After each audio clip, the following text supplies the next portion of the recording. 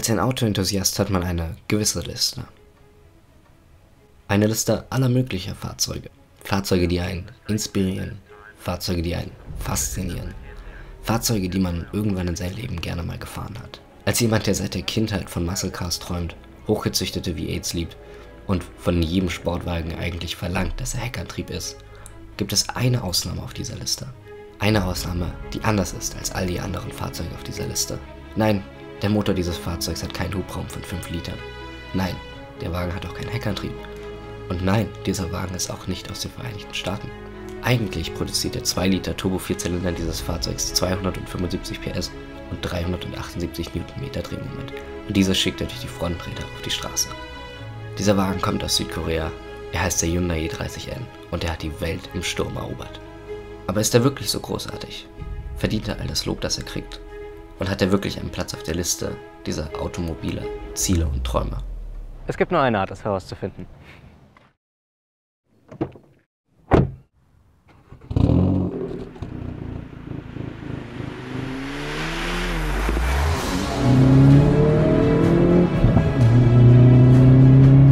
So, endlich sitze ich mal auf dem Fahrersitz von einem i30N und das erste, was euch wahrscheinlich auffällt, ist der Sound, der da von hinten kommt. Und ich muss sagen, ich gebe zu, ich habe keine Ahnung, was für eine Magie die Leute in der Hyundai N-Division hier angewendet haben. Aber der Vierzylinder hier hört sich schon echt saugut an. Hat so einen sehr schönen tiefen, fast schon so ein bisschen burbly teilweise Geräusch. Und das zusammen mit den Pops, Crackles und Bangs, die der macht, wenn man vom Gas geht bei höheren Umdrehungen, sorgt für einen extrem großen Spaß. Und durchaus dafür, dass auch ich sehr häufig am Lächeln bin, sagen wir mal, wenn ich diesen Wagen fahre. Und das ist auch nicht nur ich so. Also jedes Mal, wenn ich jemanden in diesem Wagen mitgenommen habe und mal ein bisschen den Auspuff habe sprechen lassen, sagen wir mal so, haben auch diese Personen durchaus sehr häufig und sehr stark gegrinst.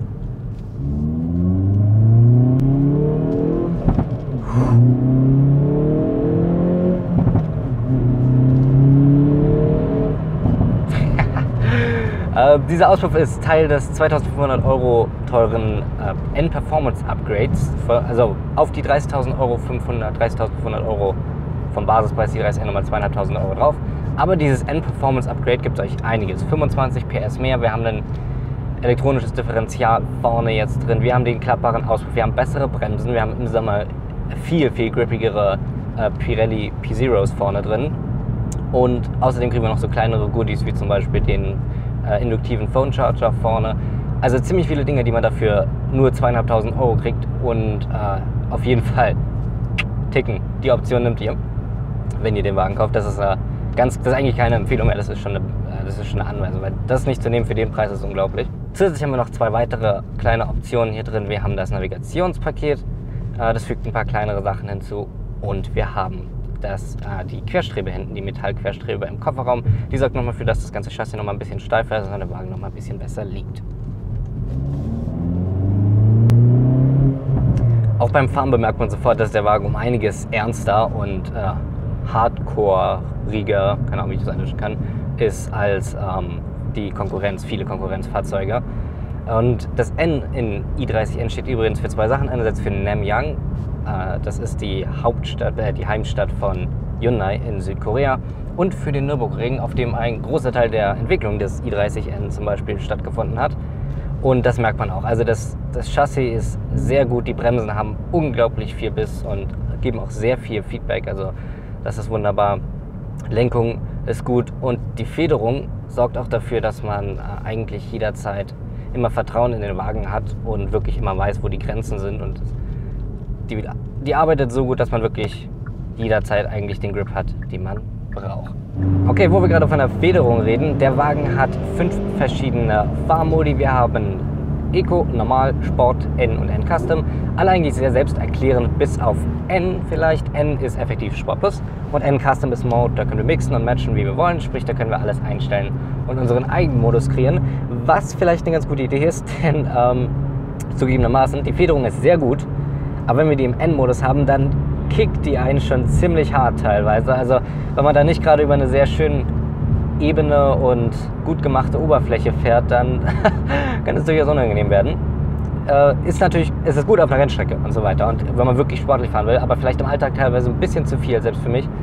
Deshalb vielleicht einfach N-Custom machen. Vielleicht raus mit dem Rev Machine, nachdem ihr gut seid. Raus könnt ihr natürlich auch per Button einfach einstellen, aber dann muss man sich extra umstellen. Und raus mit der Sport Plus Federung, rein mit Sportfederung und hören es gut. Ganz wichtig, Auspuff in N lassen, denn wir wollen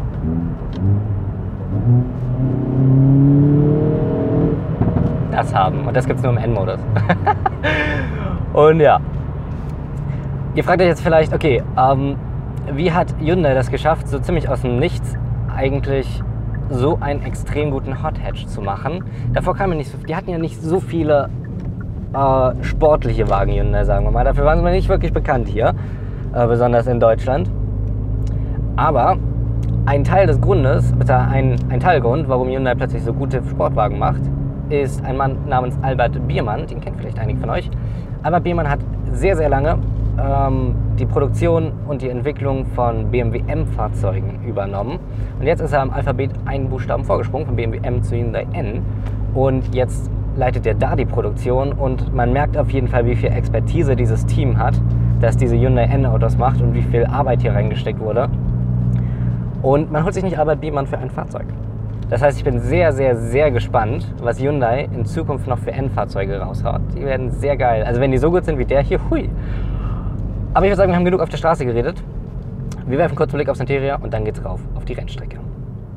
So, und damit kurz bevor es auf die Rennstrecke geht, mal zum Interieur des i30N. Und für das Geld ist das Interieur des i30N auf jeden Fall ziemlich gut, würde ich sagen. Ähnlich wie auch beim Kona bin ich sehr zufrieden damit. Wir haben hier ein schönes Lederlenkrad und eigentlich an allen wichtigen Stellen wieder Soft Touch hier oben. Hier auch komplett um das Dashboard herum und vorne. Allerdings hier haben wir da ein bisschen härteres Plastik an manchen Stellen. Selbst das hier ist aber auch noch Soft Touch. Also hier haben wir ein bisschen kratzigeres Plastik und unten hier rum. Aber das ist eigentlich nicht wichtig, weil die ganzen Stellen, die man häufig anfasst, sind alle sehr weich.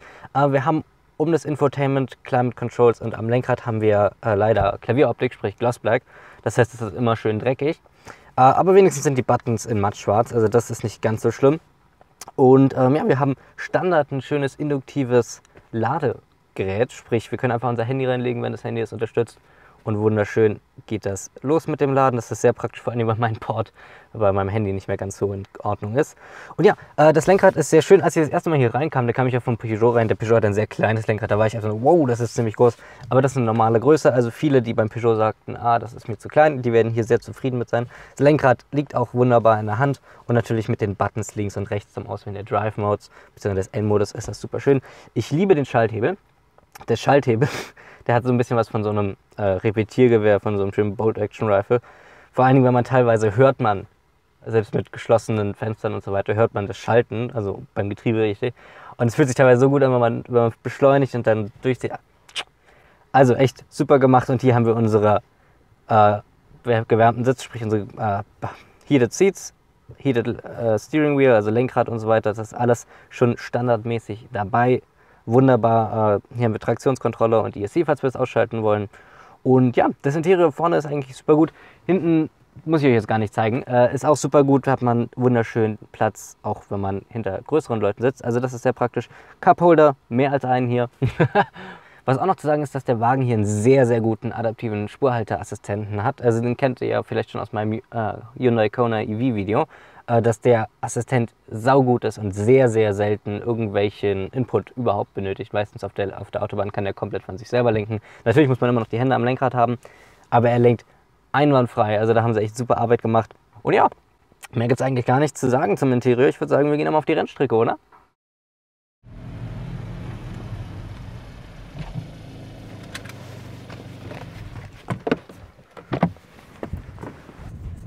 Willkommen auf dem Spreewaldring. Der Spreewaldring ist eine 2,5 Kilometer lange Rennstrecke hier etwas südlich von Berlin. Eigentlich ist er momentan geschlossen, da es Winter ist, aber die wurde extra für uns geöffnet heute. Das heißt, wir haben eine 2,5 Kilometer lange Rennstrecke komplett für uns allein. Ich würde sagen, wir testen mal, wie gut der i30N wirklich ist. Riesendank nochmal an das Team vom Spreewaldring, dass sie mir die Strecke zur Verfügung gestellt haben. Mehr Infos zum Spreewaldring findet ihr unten in der Beschreibung. Ist eine super coole Strecke. Echt auch ein super Zustand und da könnt ihr einiges machen. Also könnt ihr mit dem PKW oder Motorrad rauffahren.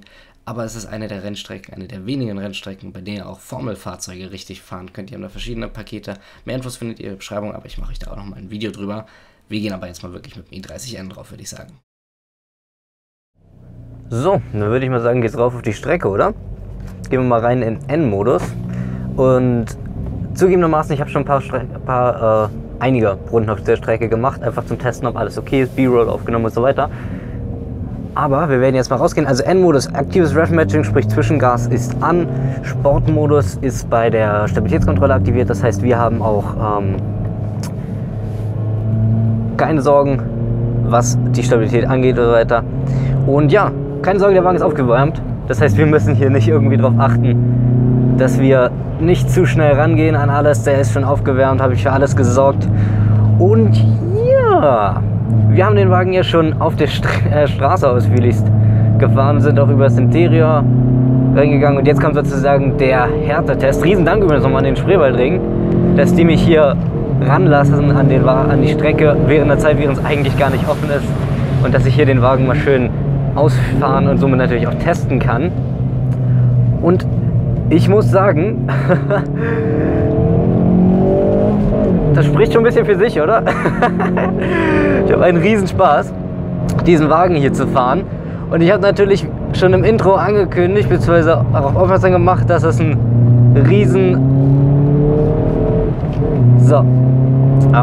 dass dieser Wagen auf dieser kleinen, also wirklich, es gibt nicht viele Fahrzeuge auf dieser Liste, diese kleine Liste von mir ist für Fahrzeuge, die ich unbedingt mal fahren will. Wie gesagt, da sind nicht viele Fahrzeuge drauf. Und der Hyundai i30N hat es wie auch immer drauf geschafft, obwohl ich ein absoluter Heckantrieb V8-Fanatiker bin. Ihr wisst, ich liebe Mustangs über alles. Und da habe ich auch im Intro gesagt. Aber dieser Wagen hat es drauf geschafft. Und ich muss sagen, wenn wir die Frage beantworten, die sich ja eigentlich ab dem Intro stellt, ist der Wagen zu Recht auf dieser Liste? Ist er das, was ich mir vorgestellt habe, was er ist? Ist er so gut? Ja, er ist so gut. Aber wir sind natürlich hier gerade ein bisschen limitiert, gebe ich zu, durch das Wetter. Es sind minus 6 Grad und die Tage davor hat es geschneit. Aber die Strecke ist wenigstens trocken, also das ist kein Problem. Aber wir sind hier.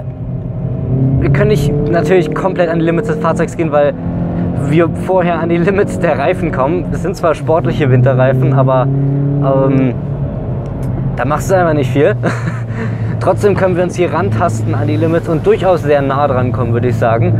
Und was auffällt bei diesem Wagen ist, dass er sehr neutral ist. Also es ist super gemacht, der Wagen. Er untersteuert eigentlich nie wirklich hinein in irgendwas, auch nicht heraus aus Kurven. Also da haben sie sehr viel Arbeit reingesteckt und sehr gute Arbeit geleistet. Übersteuern natürlich nicht wirklich, wobei er manchmal in manchen Kurven gerne ein bisschen mit dem Heck rotiert. Also das ist sogar eine super Sache. Das ist nicht wirklich ausbrechen, sondern er rotiert ein bisschen. Und das hilft einem dann nochmal die Kurve ein bisschen schneller zu nehmen und ein bisschen sportlicher. Also das ist eine super Sache. Wie gesagt, sehr neutral. Untersteuern tut er eigentlich nie. Man hat ab und zu mal so einen kleinen Hauch Untersteuern hier auf der Rennstrecke. Aber sonst eigentlich gar nicht. Ich kann es gleich einmal provozieren. Das typische Frontantrieb untersteuern können wir natürlich ganz einfach kriegen. Indem wir mache ich jetzt in der nächsten Kurve, jetzt nicht in der, sondern in der danach, indem wir auch beim Kurvenausgang viel zu viel Gas geben. So, einlenken und Gas. Und da habt ihr gesehen, das ging dann plötzlich ziemlich weit geradeaus. Also da haben wir natürlich untersteuern. Aber wenn wir hier normal fahren, eigentlich super viel Grip. Überall, egal was wir machen, bremsen, beschleunigen oder lenken. Also sehr gute Arbeit leistet. Auch das Differential arbeitet super, kein Torx-Steer wirklich. Also es gibt ganz wenig Instanzen und heute auf der Strecke kein einziges Mal, in denen ich irgendwie ein bisschen Torx-Steer hatte in dem Wagen, sprich unter Gas durch Frontantrieb, dass wir hier unter Gas ein bisschen Lenkeinschlag automatisch kriegen. Tut mir leid, wenn ich ab und zu ein bisschen wirr rede oder aufhöre zu reden. Das liegt ganz einfach daran, dass ich mir, warum auch immer, hier irgendwie ein bisschen konzentrieren muss. Ich weiß auch nicht warum. Und ich bin es nun mal eher gewöhnt, wenn ich auf einer Rennstrecke war und was kommentieren musste, war das meistens digital in irgendeinem Videospiel. Also da muss ich mich noch ein bisschen dran gewöhnen, hier zu reden, während ich einen echten Wagen auf der Rennstrecke fahre.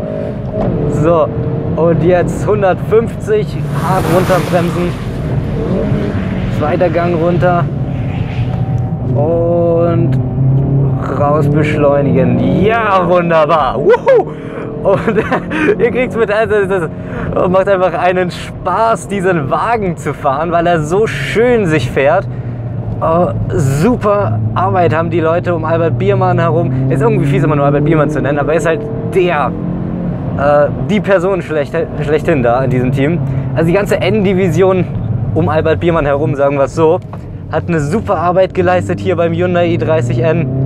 Und die können einfach sehr stolz auf sich sein. Ich meine, niemand hat erwartet, dass Hyundai aus dem Nichts einfach einen Hot Hatch, also eigentlich schon super Hot Hatch, raushaut, der mal eben mit der Konkurrenz den Boden wischt halbwegs. Also es ist unglaublich, was dieser Wagen hier leistet, wie gut dieser Wagen ist. Und das für 30.000 Euro. Also wie gesagt, Stickerpreis für den 33.700. Aber ihr kriegt diesen Wagen, so wie er hier ausgestattet ist, für unter 30.000 bei vielen Händlern, brandneu. Und das ist unglaubliches Preis-Leistungs-Verhältnis, Leute. Es ist unglaublich, was ihr bei diesem Wagen kriegt. Ich habe es auf der Straße schon gesagt, ich habe es auch schon beim Interior gesagt. Es ist wahnsinnig, was ihr hier kriegt für diesen Wagen. Und das ist ja auch nicht, als würdet ihr irgendwie, ihr macht nicht mal einen Kompromiss für den Preis. Ihr kriegt einfach mit das Beste auf dem Markt. Bumm, hier ist es, 30.000. Kein Problem, für den Preis, das ist unglaublich. Und ja, gibt eigentlich nicht mehr viel dazu zu sagen, außer dass Hyundai hier eine unglaublich gute Arbeit geleistet hat und die sehr stolz auf sich sein können. Und wirklich, wenn ihr irgendwie Interesse an einem neuen Wagen habt, fahrt aber den i30N und kauft euch den. Also egal, ihr wollt einen SUV, holt euch den i30N, ihr wollt einen Kombi, holt den i30N, da gibt es eigentlich nicht mehr viel anderes zu sagen. Und ja, so, schön die Kurve mitnehmen, danke. Wie gesagt, wenn ihr irgendwie Interesse habt an irgendeinem Fahrzeug, das annähernd sportlich ist oder praktisch, also sportlich und praktisch zusammen, viel besser wird es eigentlich nicht, sage ich euch jetzt schon. Vor allem nicht für den Preis.